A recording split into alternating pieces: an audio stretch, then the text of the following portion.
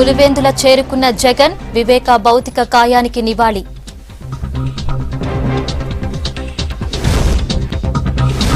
TRS కి sentiment గా కరీంనగర్, మొదటి సభ సక్సెస్ పై నేతల నజర్.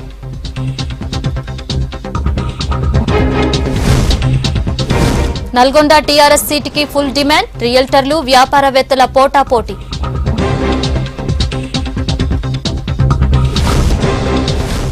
కలిసి పనిచేస్తామంటున్న కామ్రేడ్స్, ఖమ్మం జిల్లాలో పాగాకి ప్రయత్నాలు.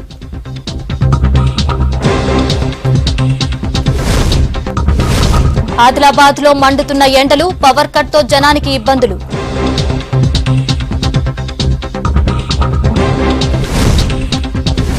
వైభవంగా లక్ష్మీ నరసింహుని కళ్యాణోత్సవం, గవర్నర్ దంపతులు పట్టు వస్త్రాల సమర్పణ.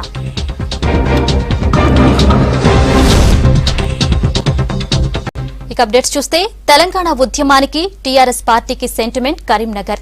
అందుకే ఇక్కడి నుంచే మరోసారి ఎన్నికల శంఖారావం పూరించేందుకు పార్టీ అధినేత కేసీఆర్ సిద్దమవుతున్నారు. ఎల్లుండి నగరంలోని స్పోర్ట్స్ స్కూల్ గ్రౌండ్ లో బహిరంగ సభ కోసం ముహూర్తం కూడా ఖరారు చేశారు. పార్టీ ప్రారంభించిన తర్వాత జరిగిన మొదటి సభ సింహగర్జన మొదలు టీఆర్ఎస్ కీలక ఘట్టాలన్నిటికీ కరీంనగర్ వేదికైంది.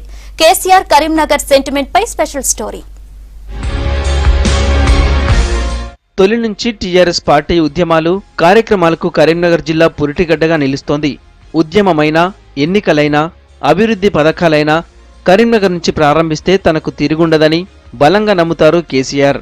2001లో జరిగిన టీఆర్ఎస్ తొలి సింహగర్జన సభ మొదలు 2009లో ఆమరణ దీక్షకు బయలుదేరడం, 2011లో జనగర్జన సభ, 2012 నవంబర్లో మేధోమదన సదస్సు లాంటి ప్రతి కీలక కార్యక్రమాన్ని కరీంనగర్ జిల్లా నుంచి నిర్వహించారు. 2014, 2018 అసెంబ్లీ ఎన్నికల ప్రచారం ఇక్కడే ప్రారంభించిన గులాబీబాస్ ప్రస్తుతం పార్లమెంట్ ఎలక్షన్కు శంఖం పూరించేందుకు సిద్ధమవుతున్నారు.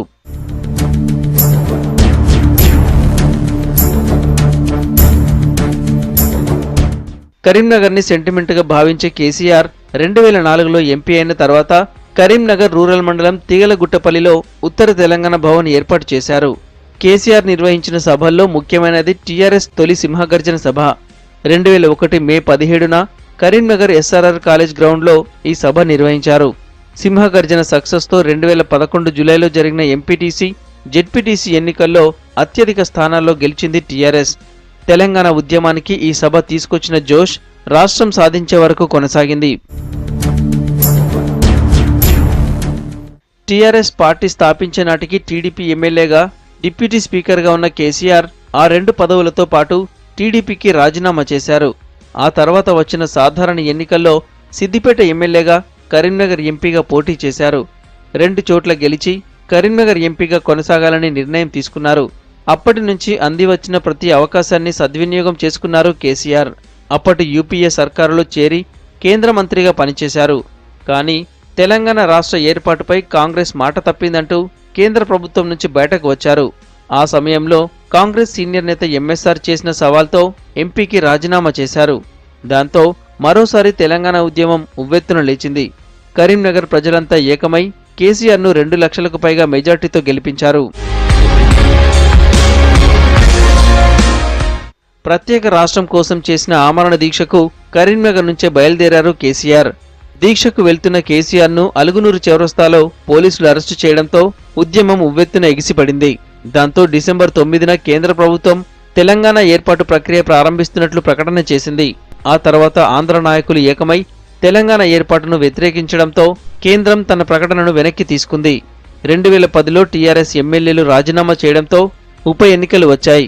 ఆ ఉప ఎన్నికలకు సైతం కరీంనగర్ జిల్లాలోని హుజూరాబాద్ నుంచి ప్రచారాన్ని ప్రారంభించారు కేసీఆర్. ఈ ఉప ఎన్నికల్లోనూ సెంటిమెంట్ వర్కౌట్ అవడమే కాకుండా పోటీ చేసిన అన్ని స్థానాల్లో ఘన విజయం సాధించింది టీఆర్ఎస్. కరీంనగర్ జిల్లాలోనే జనగర్జన సభ నిర్వహించారు. సమ్మెను విజయవంతం చేయాలని ఎస్ఆర్ఆర్ కాలేజీ నుంచి పిలుపునిచ్చారు కేసీఆర్. సకల జనుల సమ్మె తర్వాత అన్ని విధాలుగా కేంద్రంపై ఒత్తిడి పెరిగింది. తర్వాత రాష్ట్రం ఏర్పాటైంది. కొత్త రాష్ట్రంలో తొలి అసెంబ్లీ ఎన్నికలకు 2014 ఏప్రిల్ 7న కరీంనగర్ నుంచి సమరశంఖం పూరించారు కేసీఆర్. ఎన్నికల్లో 60కి పైగా స్థానాల్లో గెలిచి టీఆర్ఎస్ అధికారంలోకి వచ్చింది. 2018 డిసెంబర్లో జరిగిన ముందస్తు ఎన్నికల ప్రచారం సైతం ఉమ్మడి జిల్లాలోని హుస్నాబాద్లో ప్రారంభించారు. మొన్నటి అసెంబ్లీ ఎన్నికల్లోనూ 88 స్థానాలు సాధించి రెండోసారి అధికార పీఠం ఎక్కింది టీఆర్ఎస్. పార్లమెంటు ఎన్నికల్లో 16 ఎంపీ సీట్లు గెలుస్తామన్నారు ఎంపీ కవిత. ఈ నెల 19న నిజామాబాద్ బహిరంగ సభపై మంత్రి వేముల ప్రశాంత్ రెడ్డితో కలిసి సమీక్షించారు. కేంద్రం రాష్ట్రానికి ఒక్క పైసా ఇవ్వలేదన్న కవిత అన్ని సీట్లు గెలిస్తేనే కేంద్రం మెడలు వంచవచ్చన్నారు. మరోవైపు లోక్సభ ఎన్నికల తర్వాత రాష్ట్రం నుంచి 17 మంది సైనికులు పార్లమెంట్లో ఉంటారన్నారు కవిత. పేదవాణ్ణి పెద్దవాణ్ణి చేసే ఆలోచన కాంగ్రెస్ బీజేపీకి లేదన్నారు. 19వ తారీఖున ఈ నెల 19వ తారీఖున నిజామాబాద్కి రాబోతూ ఉన్నారు. కాబట్టి వారి సభకు సంబంధించి సన్నాహక సమావేశాన్ని ఇవాళ జిల్లాలో ఉండేటటువంటి ముఖ్య నాయకులందరి సమక్షంలో కూడా జరుపుకోబోతూ ఉన్నాం. ఓవరాల్గా ఈ దేశంలో రాజకీయ పరంగా జరగాల్సినటువంటి మార్పులన్నిటికీ సంబంధించి కూడా గౌరవ ముఖ్యమంత్రి గారు ప్రజలను ఉద్దేశించి మాట్లాడబోతూ ఉన్నారు. కాబట్టి లక్షలాదిగా ప్రజలందరూ పార్లమెంటరీ నియోజకవర్గం నుండి తరలి రావాల్సిందిగా ఈ సందర్భంగా ప్రజలు కోరుతా ఉన్నాం. ప్రతి ఒక్క చిన్న అంశం నుండి మొదలు పెడితే పెద్ద అంశం వరకు ఎయిమ్స్ లాంటి కాలేజీ వాస్తవానికి మనకు హక్కు ముక్తంగా రావాలి. ఇస్తామని చెప్పిండ్రు, నిధులు ఇవ్వరు. పార్లమెంటు సాక్షిగా చెప్పి మినిస్టర్ గారు అనౌన్స్ చేసి కనీసం దాన్ని శాంక్షన్ చేయనటువంటి సందర్భం ఉంటే మళ్ళీ ఎంపీలందరం కూడా పార్లమెంట్ నడిచేటప్పుడు గొడవ చేస్తేనే ఎయిమ్స్ శాంక్షన్ అయింది.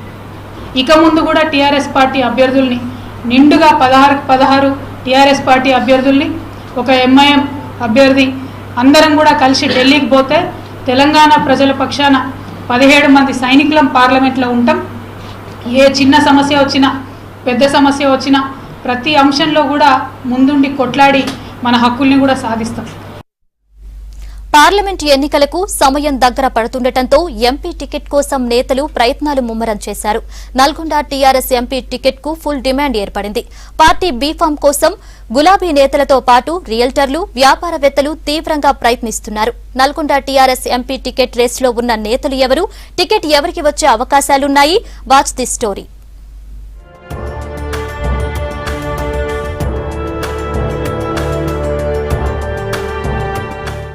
నల్గొండ పార్లమెంటు పరిధిలో నల్గొండ, నాగార్జున సాగర్, మిర్యాలగూడ, దేవరకొండ, కోదాడ, హుజూర్ నగర్, సూర్యాపేట నియోజకవర్గాలున్నాయి.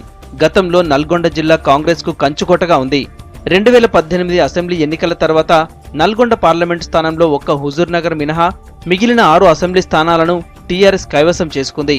దీంతో నల్గొండ నుంచి టీఆర్ఎస్ తరఫున ఈజీగా గెలవచ్చని భావిస్తున్న నేతలు అధిష్టానాన్ని ప్రసన్నం చేసుకునేందుకు క్యూ కట్టారు.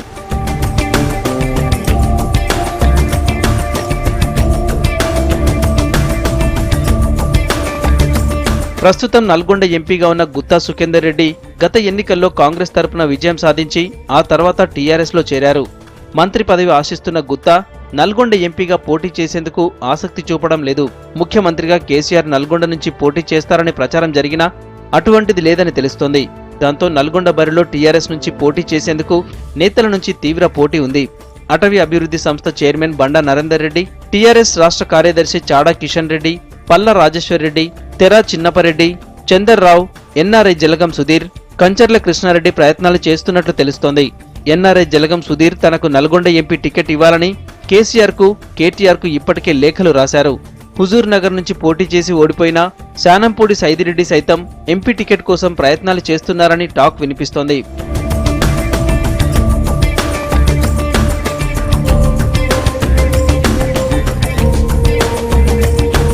రియల్టర్లు, వ్యాపారవేత్తలు సైతం టీఆర్ఎస్ నుంచి నల్గొండ ఎంపీ టికెట్ కోసం ప్రయత్నాలు చేస్తున్నారు. నల్గొండ పట్టణానికి చెందిన వ్యాపారవేత్త వెలిశాల రవీంద్ర ప్రసాద్ ఎంపీ టికెట్ ఆశిస్తున్నట్లు తెలుస్తోంది. వైశ్య సామాజిక వర్గానికి చెందిన రవీంద్ర ప్రసాద్ బిల్డర్గా హైదరాబాద్లో స్థిరపడ్డారు. మునుగోడు మండలం చెల్మెడ గ్రామానికి చెందిన వేమిరెడ్డి నరసింహారెడ్డి కూడా నల్గొండ ఎంపీ టికెట్ ఆశిస్తున్నారు. హైదరాబాద్లోని రాజధాని బ్యాంక్ చైర్మన్ గా బిల్డర్గా ఉన్న వేమిరెడ్డి నరసింహారెడ్డి నల్గొండ ఎంపీ టికెట్ కోరుతున్నారు. గుత్తా పోటీ చేయకపోవడంతో వేమిరెడ్డి నరసింహారెడ్డి, వెలిశాల రవీంద్ర ప్రసాద్ పేర్లను సీఎం కేసీఆర్ పరిశీలిస్తున్నట్లు తెలుస్తోంది.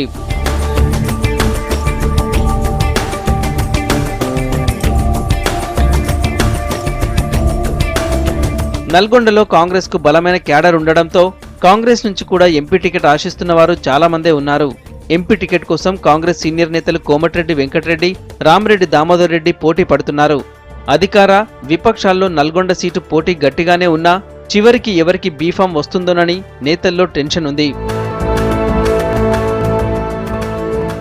వేసవి మొదట్లోనే బాణుడు ప్రతాపం చూపిస్తున్నాడు. గతేడాది కంటే అధిక ఉష్ణోగ్రతలు నమోదవుతున్నాయి. ఉమ్మడి ఆదిలాబాద్ జిల్లాలో టెంపరేచర్ 40 డిగ్రీలకు చేరడంతో జనం బయటకు రావాలంటే జంకుతున్నారు. ఒకవైపు ఎండలు, మరోవైపు పవర్ కట్ తో బేజారవుతున్నారు. ఈ సమ్మర్లో సాధారణం కంటే అధిక ఉష్ణోగ్రతలు తప్పవంటున్నారు వాతావరణ శాఖ అధికారులు.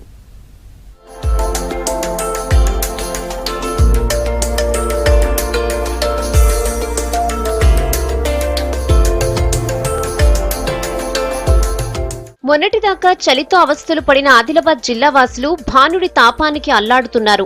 సమ్మర్ ప్రారంభంలోనే ఉమ్మడి జిల్లాలో ఎండలు దంచుకొడుతున్నాయి. ఉదయం 9 నుంచి సాయంత్రం 5 దాకా వేడి తీవ్రతకు రద్దీగా ఉండే రోడ్లు కూడా ఖాళీగా కనిపిస్తున్నాయి. కొబ్బరి బొండాలు, పుచ్చకాయలు, జ్యూస్ బండ దగ్గర జనం క్యూ కడుతున్నారు.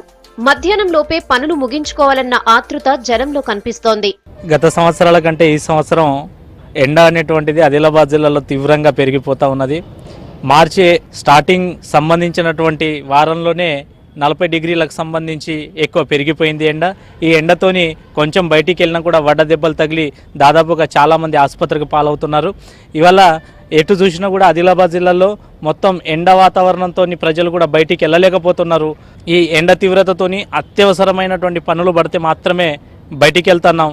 అది కూడా సాయంత్రం పూట లేకపోతే పొద్దున పూట వెళ్ళి మా పనులు చేసుకుంటాం. గతేడాది ఎన్నడూ లేని విధంగా రికార్డ్ స్థాయిలో ఉష్ణోగ్రతలు నమోదయ్యాయి. ప్రస్తుత పరిస్థితులు చూస్తుంటే ఈసారి కూడా ఉష్ణోగ్రతలు భారీగానే నమోదయ్యే అవకాశం ఉందని వాతావరణ శాఖ అధికారులు చెబుతున్నారు. సాధారణం కంటే 6 డిగ్రీల వరకు అత్యధికంగా ఉష్ణోగ్రతలు ఉండే ఛాన్స్ ఉంది.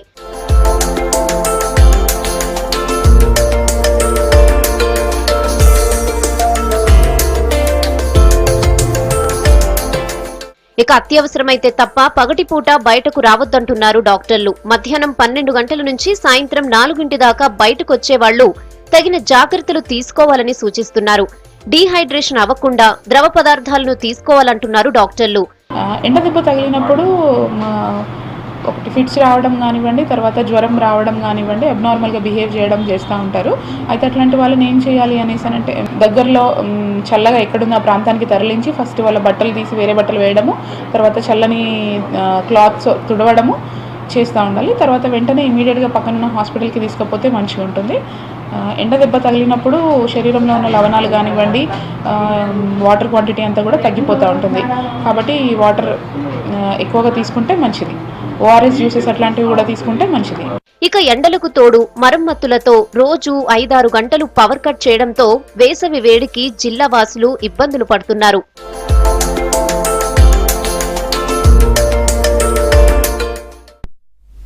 వానాకాలంలో లోటు వర్షపాతం, ఫిబ్రవరిలోనే ఎండలు ముదరటంతో ఉమ్మడి మెదక్ జిల్లాలో మామిడి పంటపై తీవ్ర ప్రభావం పడింది. రైతులకు పెట్టుబడులు చేతికి అందటం కూడా కష్టమే అయ్యేటట్టుంది. దీంతో వినియోగదారులకు మధుర ఫలం మామిడి ఈసారి ప్రియం కానుంది.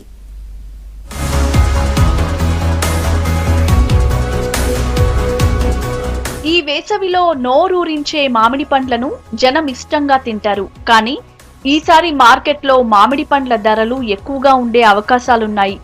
వర్షాభావ పరిస్థితులతో పూత ఆలస్యంగా రావడమే కాకుండా వచ్చిన పూత పిందె కట్టకుండా రాలిపోతోంది.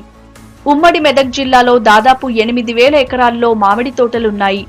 గజ్వేల్ నియోజకవర్గంలోని గజ్వేల్, ములుగు, వర్గల్, జగదేవ్పూర్ మండలాల్లో 2,500 ఎకరాల వరకు తోటలున్నాయి. కొన్ని చోట్ల ఈసారి కొత్తగా మొక్కలు పెడుతున్నారు.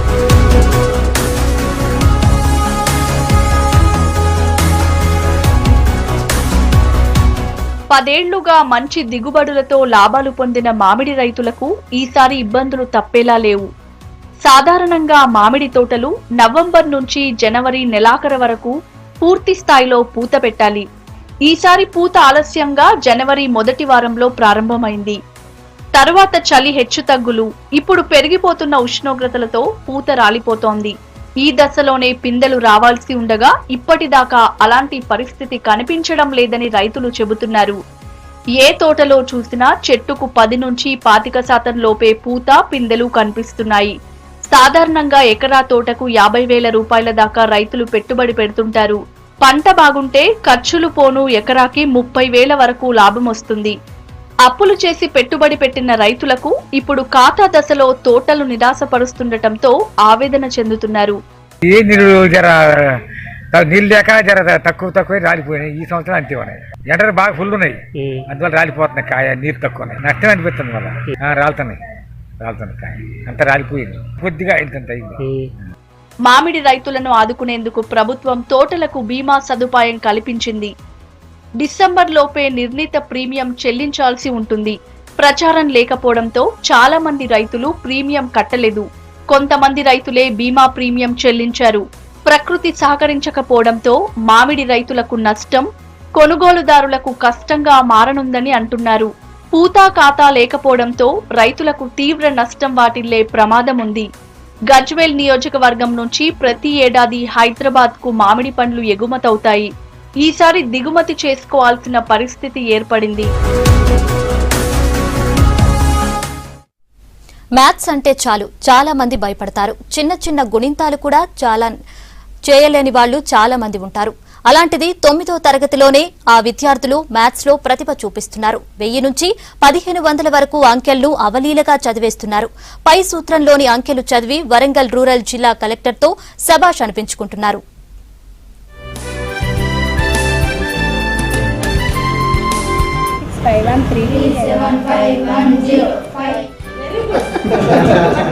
ఈ విద్యార్థులది వరంగల్ రూరల్ జిల్లా దుగొండి మండలం మల్లంపల్లి జిల్లా పరిషత్ పాఠశాల. ఇక్కడ 9వ తరగతి చదువుతున్నారు. ఒకప్పుడు ఇక్కడి విద్యార్థులకు గణితంలో ఉండే భయాన్ని పోగొట్టాడు మ్యాథ్స్ టీచర్ భిక్షపతి. ఎక్కాల దగ్గర నుంచి మొదలుపెట్టి గణితంలో అంతం కాని అనావర్ధన దశాంశం దాకా అన్ని నేర్పించారు.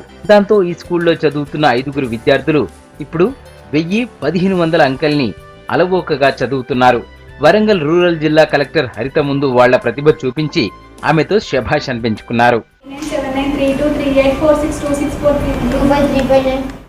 గతంలో మ్యాథ్స్ అంటే భయమేసేదని, భిక్షపతి సార్ వచ్చాక తక్కువ టైంలోనే ఇష్టపడి అన్నీ నేర్చుకున్నామని చెప్తున్నారు విద్యార్థులు.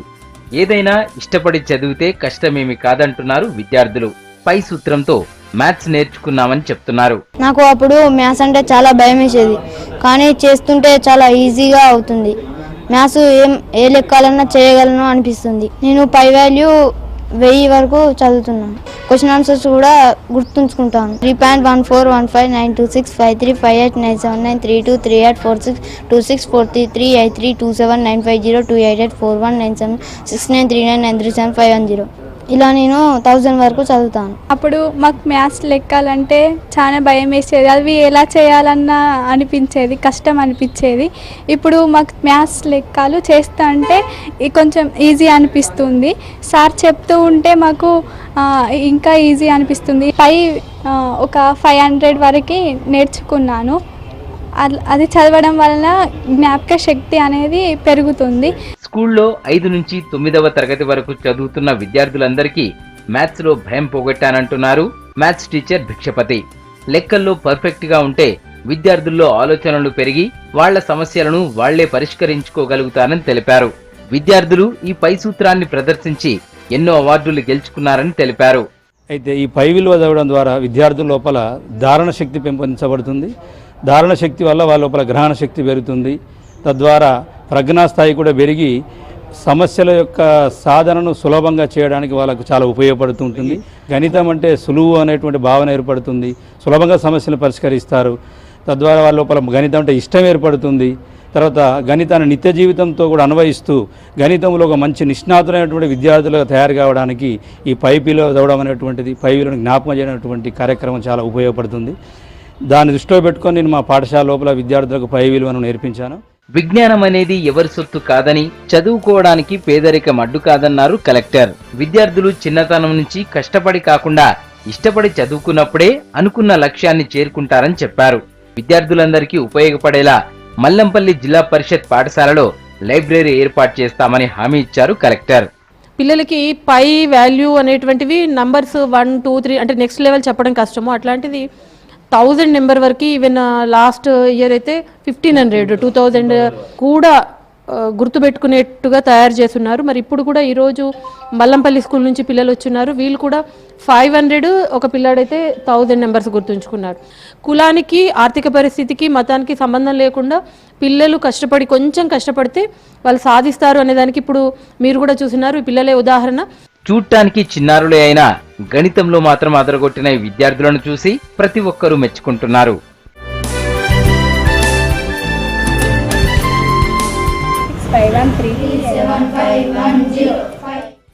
పెద్దపల్లి జిల్లా కేంద్రంలోని ఇండియన్ మిషనరీ స్కూల్లో బెతెల్ చర్చ్ పాస్టర్ డేవిడ్ సంస్మరణ సభ జరిగింది. ఈ కార్యక్రమానికి ప్రభుత్వ సలహాదారు వివేక్ వెంకటస్వామి హాజరయ్యారు. డేవిడ్ చిత్రపటానికి పూలమాలలు వేసి నివాళులర్పించారు.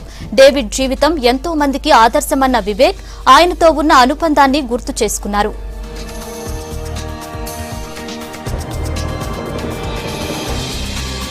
పిల్లలు మంచిగా చదువుకుంటున్నారా లేదా, వారి ఇంటికి పోయి వారు ఎక్కడున్నా కానీ వారి పర్ఫార్మెన్స్ ఎలాగుంది మానిటర్ చేస్తూ డేవిడ్ సార్ గారు వారికి డిసిప్లిన్గా ఒక క్రమశిక్షణతో వీళ్ళందరూ కూడా పైకి వస్తే బాగుంటుందని చెప్పి డేవిడ్ సార్ గారు చాలా ప్రయత్నాలు చేసినారు. ఈరోజు మనం చూస్తే ఎంతమంది వారి మెమోరియల్ సర్వీస్కి చాలా దూరం నుంచి కూడా వారి ఇక్కడికి వచ్చి వారి కండోలెన్స్ మెసేజెస్ వారి ఫ్యామిలీ మెంబర్స్కి, వారి శ్రేయోభిలాషులకు అందరికీ కూడా ఏదైతే దుఃఖం ఉందో డేవిడ్ సార్ గారు పోయినారని చెప్పి వారు ఈరోజు ఈ మీటింగ్లో రావడం జరిగింది. నేను 2009 ఎలక్షన్లో కూడా నిలబడినప్పుడు డేవిడ్ సార్ గారు బ్లెస్సింగ్స్తోనే అప్పుడు గెలవడం జరిగింది. డేవిడ్ సార్ గారు ఇప్పుడే మన బ్రదర్ చెప్పినట్టు wherever is definitely he will be in heaven for all the good service he has done to all the people from Peddapalli and the surrounding areas. I think it is a great gesture that we are having such a big memorial meeting, and I take his blessings and wish all the family members of David sir to have strength, and as he rightly mentioned, the legacy of David sir should definitely continue. Spring spree వేడుకలతో Warangal NIT కోలాహలంగా మారింది. వివిధ రాష్ట్రాల నుంచి వచ్చిన విద్యార్థులు ఏర్పాటు చేసిన ఎగ్జిబిట్స్, స్టాల్స్ ఆకర్షిస్తున్నాయి. వీటితో పాటు మ్యూజిక్, ఫుడీ, డ్రాయింగ్ కాంపిటీషన్స్, ఆ తర్వాత లేజర్ ఎగ్జిబిట్స్ గేమ్లో పాల్గొన్నారు స్టూడెంట్స్. పబ్జీ గేమ్ ఎగ్జిబిట్ అందరినీ ఆకట్టుకుంది.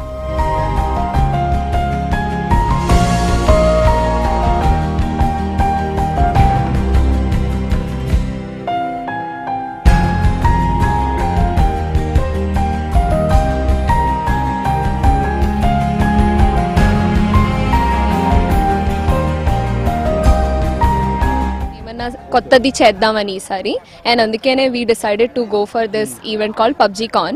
Basically it means PUBG convention, where we have tried to display all the props that is used in PUBG.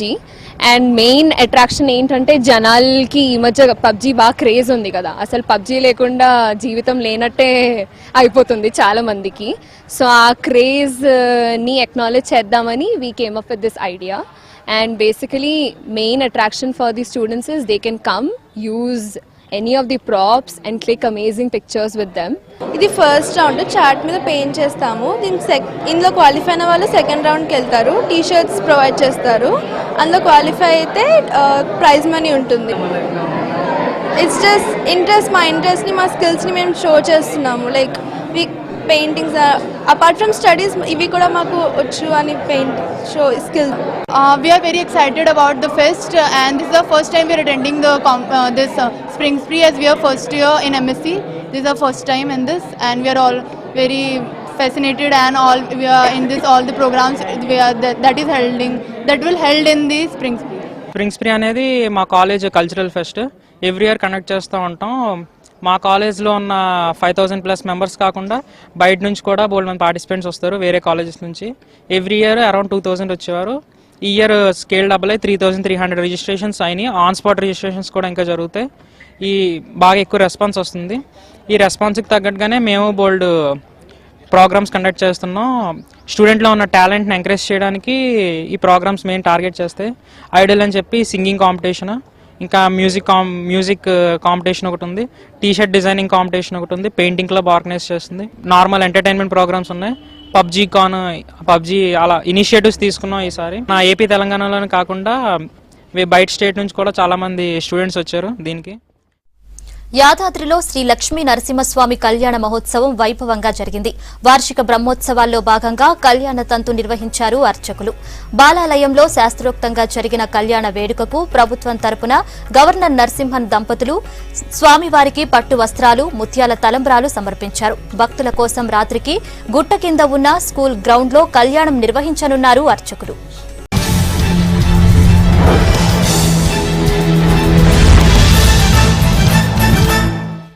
Mahabubabad జిల్లా కేంద్రంలోని ఐసీడీఎస్ ఆఫీసులో కార్యకర్తలు ఆయాలకు ఈవీఎం, వీవీప్యాట్లపై అవగాహన సదస్సు నిర్వహించారు. ఈ సదస్సులో జిల్లా నోడల్ అధికారి శ్రీనివాసరావు సిబ్బందికి అవగాహన కల్పించి ప్రతిజ్ఞ చేయించారు. నరేంద్ర మోడీ మళ్లీ ప్రధాని కావాలంటూ జగిత్యాల జిల్లా ధర్మపురం నుంచి ఓ బీజేపీ అభిమాని చేస్తున్న సైకిల్ యాత్ర మెదక్ జిల్లా రామాయంపేట చేరుకుంది. ఇప్పటి వరకు 8 జిల్లాల్లో పర్యటించారు రవికుమార్. రామాయంపేటలో బీజేపీ కార్యకర్త సైకిల్ యాత్రకు ఘన స్వాగతం పలికారు స్థానిక కార్యకర్తలు. నాగర్ కర్నూలు జిల్లా అచ్చంపేట నల్లమల ఫారెస్ట్ రేంజ్ లో కొత్తగా రిక్రూట్ అయిన ఎఫ్ఎస్ఓలకు ట్రైనింగ్ ఇస్తున్నారు. 15 రోజులు జరిగే ఈ ప్రోగ్రాంలో అమరాబాద్ టైగర్ రిజర్వ్ ఫారెస్ట్ లో ఫీల్డ్ వర్క్ ట్రైనింగ్ నడుస్తోంది. మొత్తం 37 మంది శిక్షణ తీసుకుంటున్నారు. ఇందులో tiger wildlife, grassland management, civil work measurement, check dams, patrolling app, nursery, sawmills లాంటి అంశాలపై అవగాహన కల్పించారు. విద్యాబుద్ధులు నేర్పాల్సిన ఉపాధ్యాయుడు తప్పతాగి విద్యార్థులను చితకబాదాడు. ఈ ఘటన నల్లగొండ జిల్లా మిర్యాలగూడలో జరిగింది. మౌంట్ కార్నెల్ స్కూల్ కి చెందిన 3 విద్యార్థులను టీచర్ బయటకు తీసుకెళ్లాడు. అక్కడ తన ఫ్రెండ్స్ తో కలిసి చితకబాదాడని బాధితులు తెలిపారు. ఘటనా స్థలంలో ఉపాధ్యాయుడిని అదుపులోకి తీసుకున్నారు పోలీసులు. నారాయణపేట జిల్లా మక్తలోని షిరిడి సాయిబాబా ఆలయంలో చోరీ జరిగింది. ఆలయ తలుపులు విరగొట్టి 2 హుండీలు ఎత్తుకెళ్లారు దుండగులు. హుండీలో 7 నెలల ఆదాయం ఉన్నట్లు తెలిపారు ఆలయ అర్చకులు.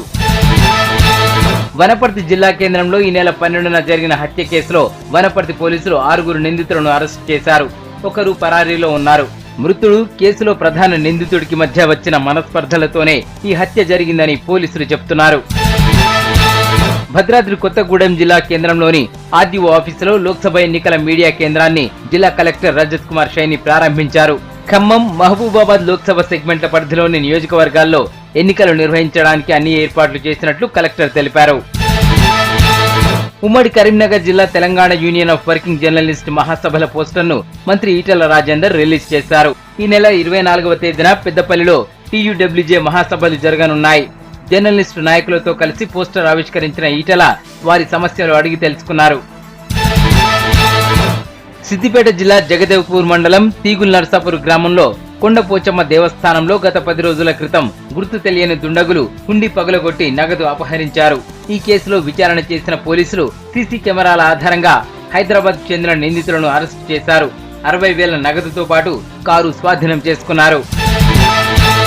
కామారెడ్డి జిల్లా ఎల్లారెడ్డి డివిజన్ లో లోక్సభ ఎన్నికల శిక్షణ కొనసాగుతోంది. మోడల్ డిగ్రీ కాలేజీలో జరిగిన ట్రైనింగ్ లో వీవీప్యాట్లు, ఈవీఎంలపై సిబ్బందికి అవగాహన కల్పించారు. పీఓ, అసిస్టెంట్ పీఓలు శిక్షణా తరగతులను పరిశీలించారు. భద్రాద్రి కొత్తగూడెం జిల్లా కొత్తగూడెం శేషగిరి భవన్లో జిల్లా auto drivers and workers union మొదటి మహాసభ నిర్వహించారు. ఈ సభలో ఆటో డ్రైవర్లు, యూనియన్ వర్కర్లు పాల్గొన్నారు. కొత్తగూడెంలో ఆటో స్టాండ్ తో పాటు ప్రత్యేక సంక్షేమ బోర్డు ఏర్పాటు చేయాలని రాష్ట్ర ఆటో యూనియన్ అధ్యక్షులు జమలయ్య డిమాండ్ చేశారు.